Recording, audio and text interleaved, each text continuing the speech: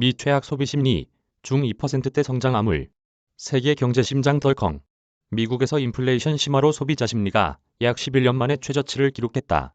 28개월간 이어지고 있는 코로나 제로 정책으로 중국의 경제 성장세도 둔화됐다. 세계 경제 성장의 엔진인 주요 2개국이 코로나19 및 러시아의 우크라이나 침공에 따른 공급망 혼란, 원자재값 상승 등 각종 물가 상승 악재에 고개를 숙이면서 글로벌 경기 침체 우려가 깊어지고 있다. 29일 미국 에너지정보청에 따르면 5월 넷째 주 기준 미 전역의 평균 휘발유 가격은 1갤런당 4.59달러로 나타났다. 1990년 통계 집계 이후 최고치다. 물가를 반영해 조정한 수치로는 2012년 이후 10년 만에 가장 높다. 3에서 4월 연속 8%를 넘는 물가 상승률에 지난달 미국인들의 소득 대비 저축률은 4.4%로 글로벌 금융위기였던 2008년 9월 이후 최저로 떨어졌다. 물가 급등에 대응해 기존 소비를 유지해보려 저축을 줄인 것이다.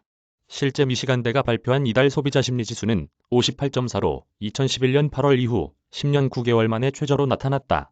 이 지수는 100을 넘으면 소비 증가를, 100보다 낮으면 소비 감소를 전망한다. 결국 경기 둔화로 소비 감소가 불가피하다는 의미다. 이에 더해 미 연방준비제도 이사회가 인플레이션을 잡기 위해 향후 2달 연속 빅스텝을 밟는 등 긴축 속도를 높이겠다는 의지를 분명히 하면서 경기가 더 빠르게 침체할 수 있다는 지적이 제기된다. 다만 포천은 이번 경기 침체는 연준의 긴축 기조에 따른 것으로 글로벌 금융위기 당시와 같은 부채, 거품의 붕괴가 아니란 점에 주목하고 있다. 부채 거품이 붕괴돼 찾아오는 경기 침체는 통상 고용 회복에 32개월 소요되는 데 반해 긴축으로 인한 경기 침체는 10개월 정도면 회복할 수 있다는 것이다. 미국보다 중국의 경기 둔화를 우려하는 목소리도 크다. 블룸버그 이코노믹스는 지난 26일 보고서에서 우크라이나에서 중국에 이르는 이중 위기가 세계 경기 회복에 타격을 입힐 것이라고 전망했다.